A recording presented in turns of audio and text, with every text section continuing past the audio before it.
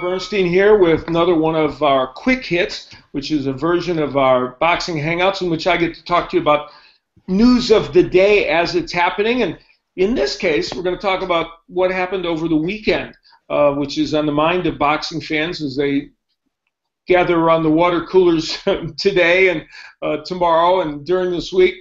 And that is the explosive night of boxing at the StubHub Center on Saturday, when Nonito Donaire and Nicholas Walters hooked up in a 126-pound fight, and Gennady Golovkin, the master of big explosions, got together with Marco Antonio Rubio.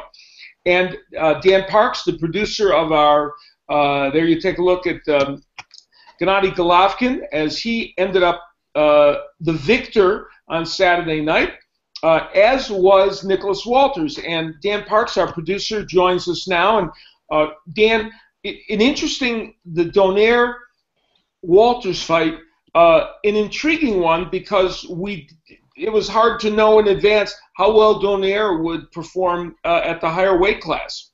Well, you know, he's a great fighter, and there was a lot of question going in there about, you know, his heart, his dedication, his chin, and, you know, I think he actually showed he had all of those, and he was just in against a much bigger, much stronger fighter.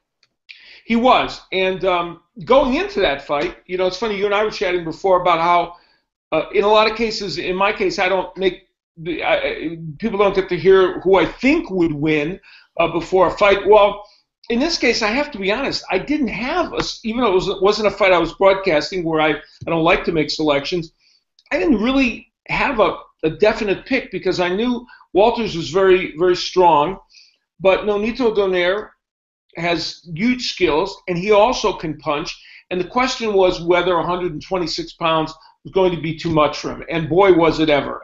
And, of course, Walters was too much for him because Nicholas Walters, of course, stopped Nonito Donaire, as most boxing fans know, and did it with just brute strength and power. And Nonito Donaire was willing to kind of exchange with him and make this a brawl. Probably Donaire would have been better served using his jab and moving a bit more, but at the end of the day, Donaire is, if you call him a boxer-puncher, he's much more of a puncher than a boxer, even though he has boxing skills.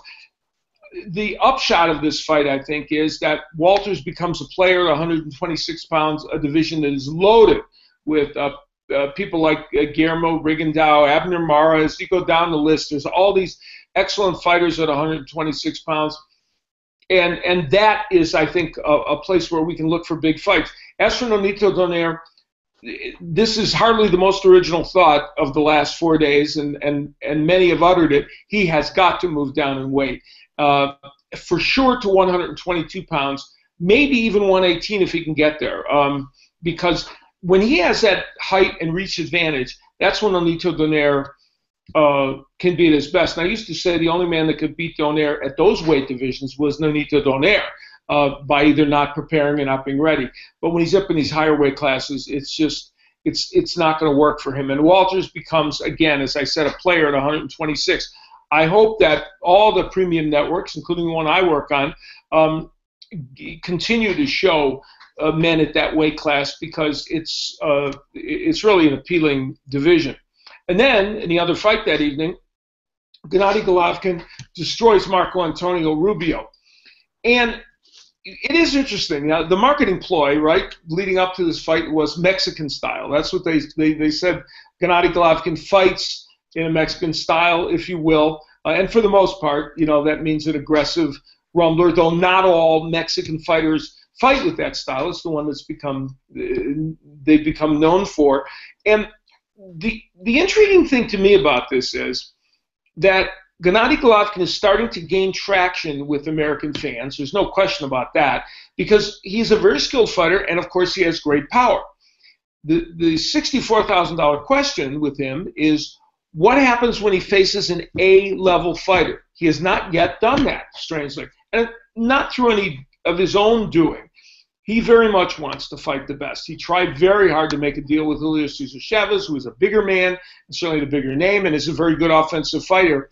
That didn't work out. Sergio Martinez didn't work out for him, and now, of course, that given the state of Martinez, that fight isn't anything that fans would be interested in. And Miguel Cotto, he's called for Miguel Cotto.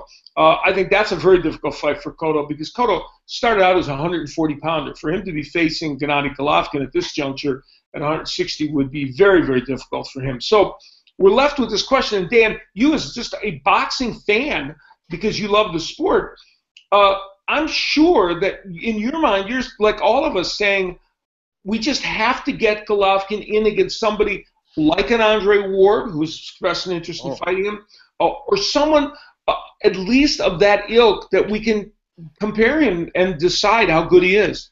Absolutely. You know, and I was on all the Twitter feeds last night after the fight, and the two names that came up were Andre Ward, and the other one was, which surprised me, was Carl Froch. Yeah, well, I think, not really, because you know what? You have to almost look above his weight class. Because we said Cotto's, coming up. Peter Quillen, who had one of the other championships until he vacated it. I think most people realize that's a very tough matchup for Quillen because he's a power puncher who gets hit. Well, if you're that kind of person against Golovkin, it's a problem. But even that would have been, I've always wanted to see that fight because that would have been an interesting test, at least for Golovkin. But you're right. I think you almost have to look to 168 pounders. And, of course, they're going to have to fight him at a catch weight. But I would think, and on that telecast, they were talking about the fact that Andre Ward said he would make himself available. The tricky part of that, of course, is, and it's a tragic, it's part of the tragic circumstances around Dan Goossen passing away. On top of everything else, now who knows where that leaves the Andre Ward Goossen boxing, struggle.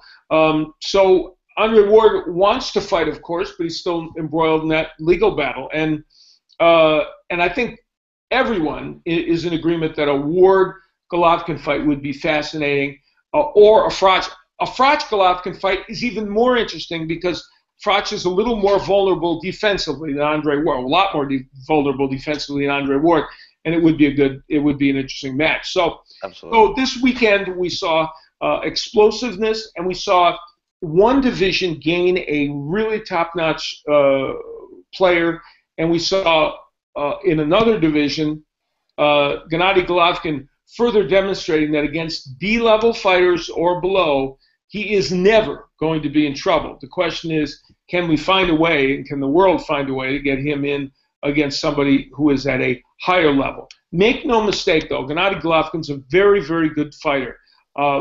And even with a few minor defensive issues, and who doesn't have defensive issues unless you're Guillermo Rigondeaux or Pernell Whitaker or Floyd Mayweather, he still is a handful to be sure, and this weekend proved it at the StubHub Center. So thanks for joining us on this Quick Hits. For my producer and pal, Dan Parks, we'll see you next time.